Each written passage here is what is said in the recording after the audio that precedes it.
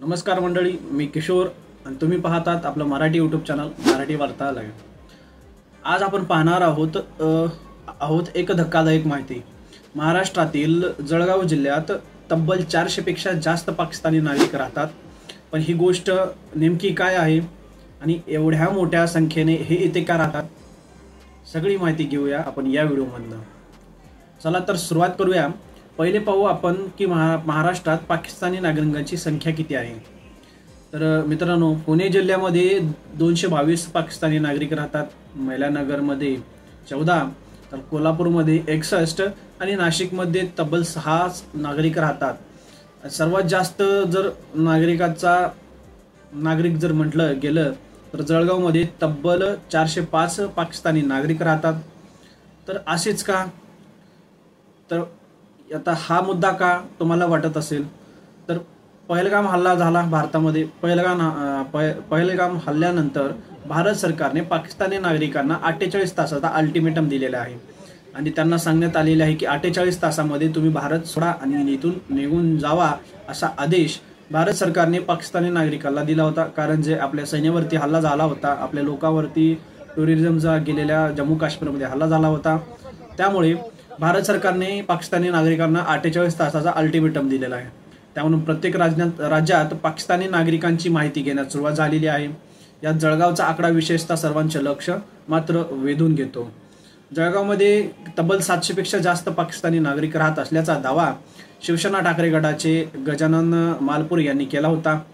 तर त्यांच्या 2003 मध्ये दाखल केलेल्या याचिकेचा आधार घेत हा मुद्दा पुढे आला आणि मग न्यूज नेटवर्कला माहिती झाला.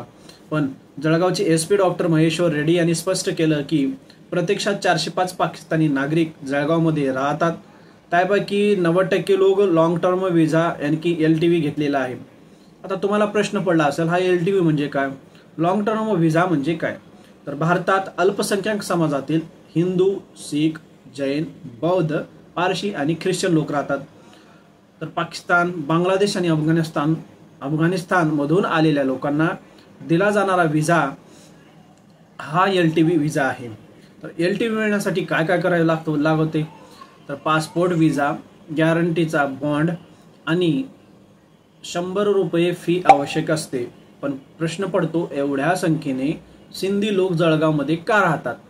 आता तुम्हाला वाटत असेल सिंधी लोकांचा जास्त संख्या आहे, तर हे जळगावमध्ये राहतात का, तर यामागे एक कारण आहे. संत बाबा हरदासराम यांचे एक पवित्र कार्य सिंधी जळगावमध्ये झालेलं आहे आणि संत बाबा हरदासराम यांनी 1957 मध्ये जळगावमध्ये सेवा कार्य सुरू केलं होतं. त्यांनी जळगावला सिंधी समाजाला श्रद्धास्थान बनवलं होतं.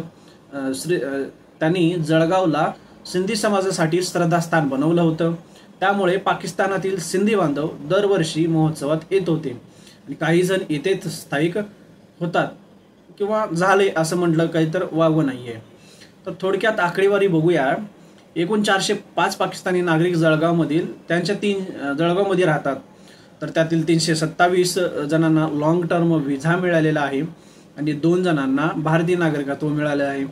19 जणांची नागरिकत्व पडताळणी सुरू असून तर 5 नागरिकांच्या फाईल ट्रान्सफर प्रक्रियेत आहेत आणि 27 जणांना CAA अंतर्गत पडताळणी सुरू आहे. 27 जणांची CAA अंतर्गत पडताळणी सुरू आहे म्हणलं तर काही वावगं ठरणार नाही. आणि 12 नवीन नागरिकांचा लॉंग टर्म व्हिसा प्रक्रियेत आहे. तर 1 नागरिकांचा मृत्यू झालेला आहे. आता तुम्हाला इथं वाटत असेल, इथे अगोदरच भारतातल्या सर्व जनतेचे जॉबचे, राहायचे, खायचे वांदे झालेले आहेत आणि हे सरकार काय करतंय, तुम्हाला हा प्रश्न पडलेलाच असेल. तुम्ही कमेंट करून नक्की सांगा.